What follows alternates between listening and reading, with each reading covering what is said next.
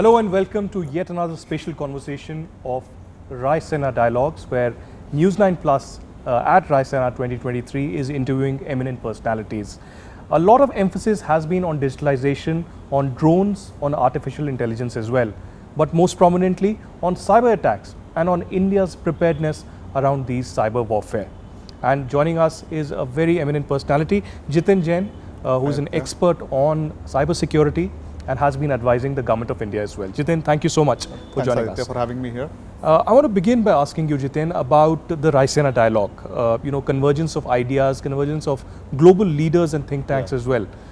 You've been coming here for years together. How's your experience been here? I think it's fantastic. It's such a heartening feeling to see India coming on the world map, and where we are, trying to present and deliver our own ideas instead of just simply and blindly following, Western models or Chinese models. I think we are figuring out our own journey. We are charting our own territories. We are, I think we are getting immense clarity of thought, especially in the technological sector where we want to be, how we want to see India during the fourth industrial, IT revolution, ensuring that we don't miss the bus. And we are also, in a way, trying to ensure that India becomes a home to one of the most robust and the most finest digital infrastructure and ecosystem in the world, be it cybersecurity, be it fintech payment ecosystem, or be it otherwise also data centers and everything. So I think we are truly arriving on the world map in terms of our leadership.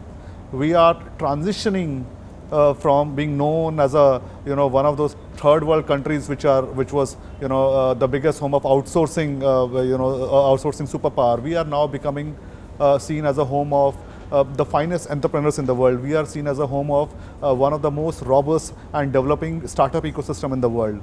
And we are seen as a home of new unicorns of the world. So I think in a way, Raisena's journey is parallel to India's technological journey and our arrival on the world map. What do you then say about India's arrival? On Prime Minister Modi's emphasis on the foreign policy and India's image on the global map. Prime Minister Modi at the Bali summit said that, this is not an era of war. Oh, yeah. And that theme has been picked up globally. Yeah. And how India took a neutral position in the Russia-Ukraine conflict. And this has been a place of convergence of different ideas. Antony Blinken comes here.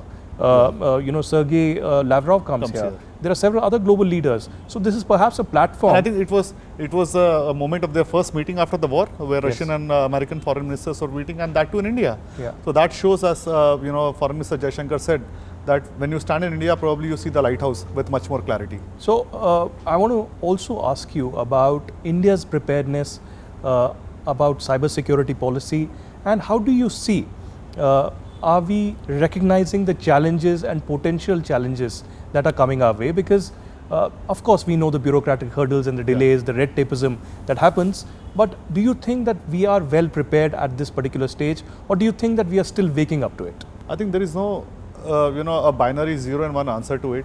If you look at the larger context, let's say from 2000 or 2005, I think we lost a decade up to 2012 or 13, I would say, where we had one of the youngest population in the world. We had one of the biggest technological workforce available in this country.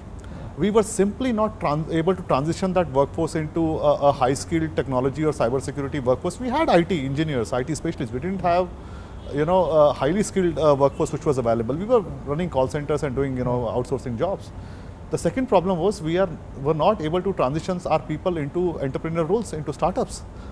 Best of our engineers came out looking for jobs, not to start their own companies. I think that changed after 2014. The way we have changed our startup ecosystem, not by just running a Startup India or Digital India campaign, by creating infrastructure, by creating an ecosystem. I think today, every complaint of a young entrepreneur was resolved. For example, when a young cybersecurity professional was looking for education, there was no, you would not believe, till 2015, there was no structured cybersecurity degrees which are available in India. People were learning on YouTube. Half of them were becoming hackers. Half of them were, going towards West. And once they acquired skills, they were hired by the Western foreign companies. 7 years down the line today, you have, I think, every good government and private university which is offering quality cybersecurity education. Our engineers have gone on to become the leaders of the best of technology companies be it Google, or Microsoft, everywhere. And we are also seeing that, once you develop an Indian product, today Indian government or public sector is much more comfortable in buying that product, because you don't have to, you have cut through that rat tapeism of putting in earnest money. You don't, you are like, you are giving preference even if you are not the lowest bidder.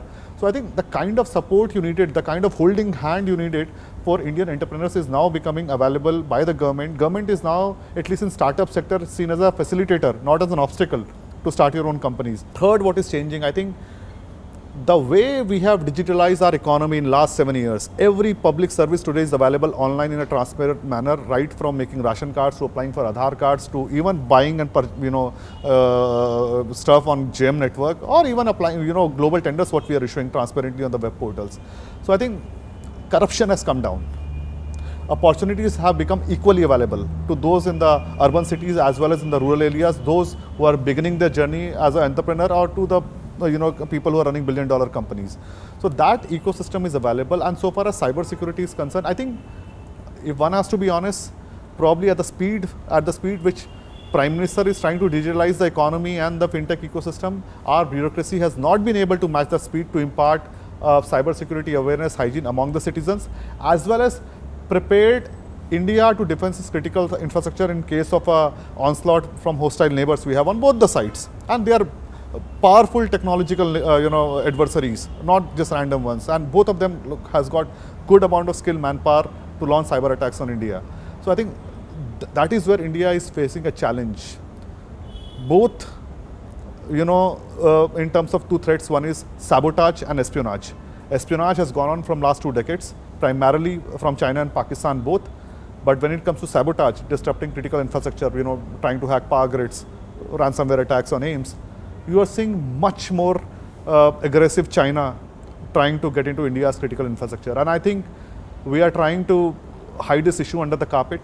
We are trying not to answer those questions. And my opinion is that if we do not acknowledge, if we do not accept that there is a question, we will not be able to find honest answers. Well, my next question was going to be this. Off late, in the last couple of years, we've seen an increase in these ransomware attacks on Indian companies as well as government institutions. What does this tell us? Why the frequency has increased, or has this been the same for last many years?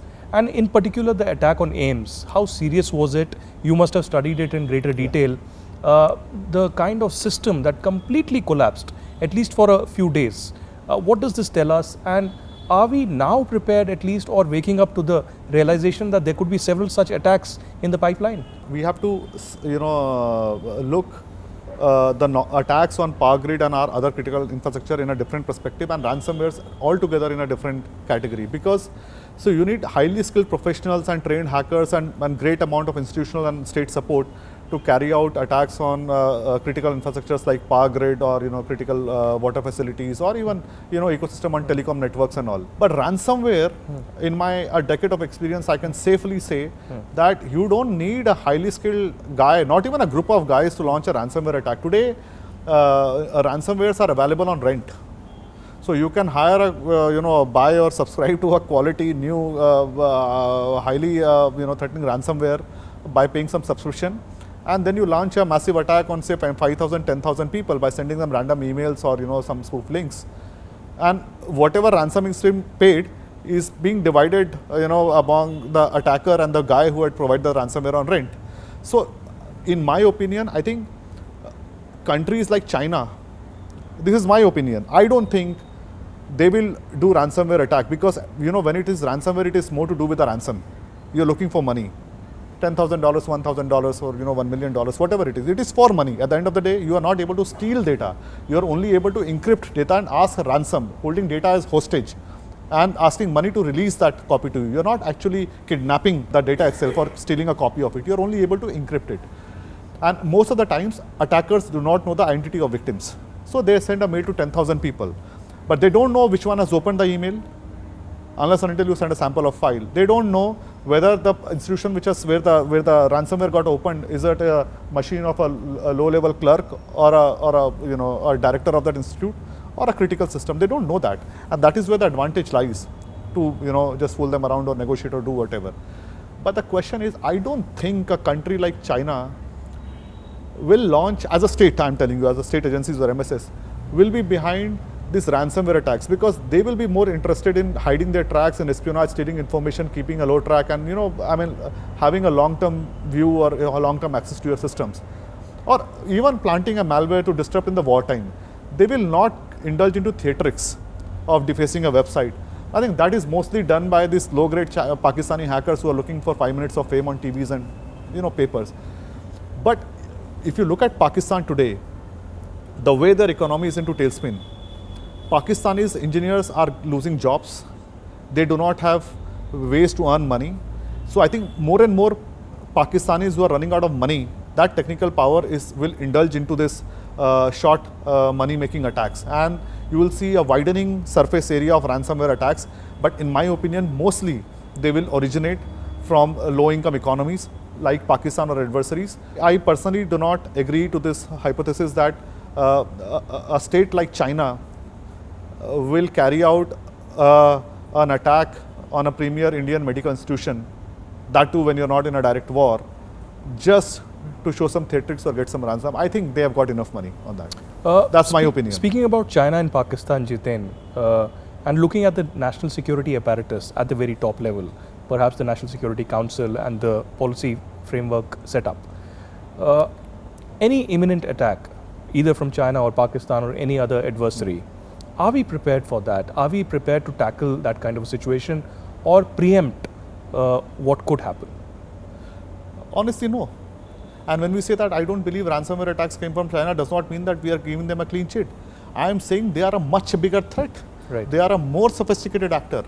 And you have to be much more worried about China, trying to target your critical infrastructure in telecom, in health, in defense. We are in the era of network-centric warfare. We are, now getting into UAVs and, autopiloted submarines and vehicles.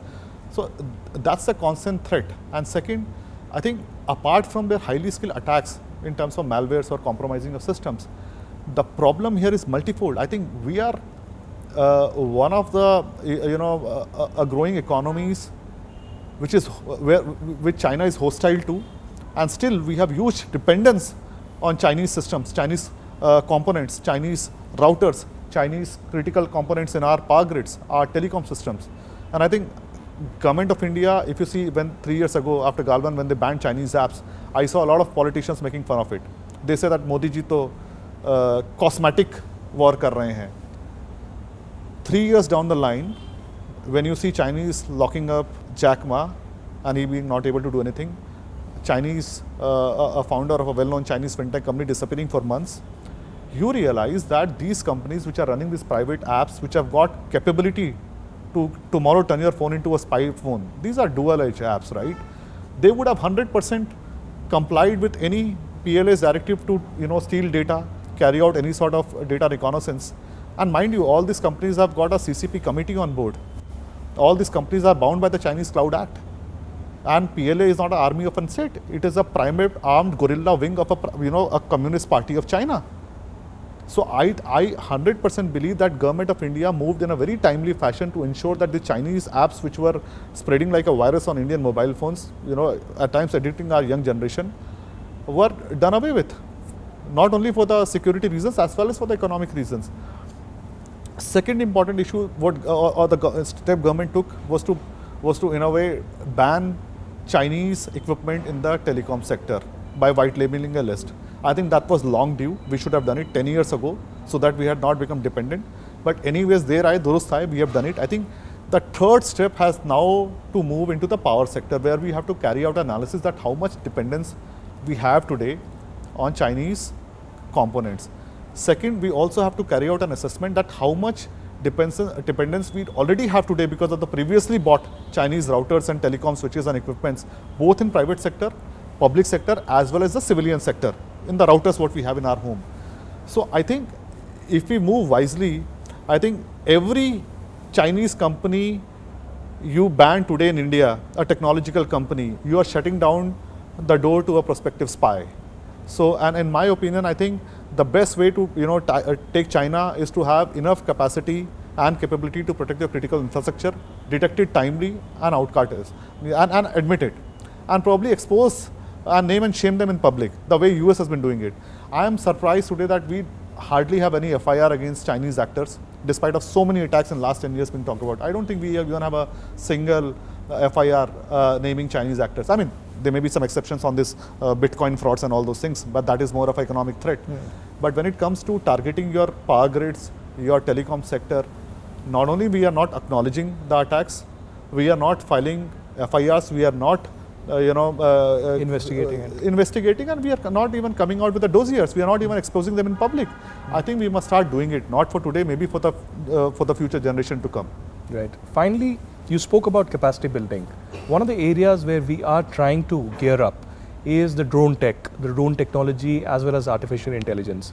And there's an increasingly now use by the Indian Armed Forces, all wings, as well as paramilitary forces as well, who are increasingly trying to modify themselves as per the technology. What more changes do you think are required to be capable enough to counter any kind of threat? Probably best answered by the events of the war in Ukraine. You have looked at the disastrous impact of Iranian drones on Ukrainian critical infrastructure. This is a low-cost, high-quality warfare. I mean, you can't launch a $1 million missile to take out a $10,000 drone. I mean, at the end of the day, you will burn out the economies of scale. So, of course, a lot of network-centric warfare will now rely on drones, both for reconnaissance and attacks as well as both. But let's not only look at these American Predator drones, which are capable of launching weapons. Also, you have to look at reconnaissance drones, delivery drones. There are a variety of drones. From last 2 years, I think Air Force has, in a way, made a policy to promote Indian startups who are, working with drones, and that is a good step. But if you look at the larger picture today and the threat perception today, I think China is again home to one of the largest drone making companies in the world, both in public and private sector. You look at DJI, their market share in the entire drone tech. So I think we have to figure out a way not only to compete and to procure and manufacture the quality of drones, we also have to look at a way how do you deal with the drone attacks, especially for surveillance. I mean, that is going to be one of the biggest threats in the future. Ukraine was not able to deal with it. I don't know how will we deal, again, because China's cost of manufacturing drones is much lesser than what it would have costed to Iran. So I think a great amount of investment is required in the anti-drone tech. I mean, it's fine to obviously invest in creating the weaponized drones, but how do you deal with the drones is going to be a question, because again, the point is not about the capability of drone. Drone is a symbol of a low-cost warfare against the adversary, advantage. So country like China, which is one of the biggest manufacturers of cheap, high-quality deadly drones, and their alliance with Pakistan, which is running out of money. So tomorrow, if the things change, and even if you have to have a conflict with one of the neighbors, I think the use of automated weapons will be one of the biggest challenges. And on that front, I think Chinese have an edge.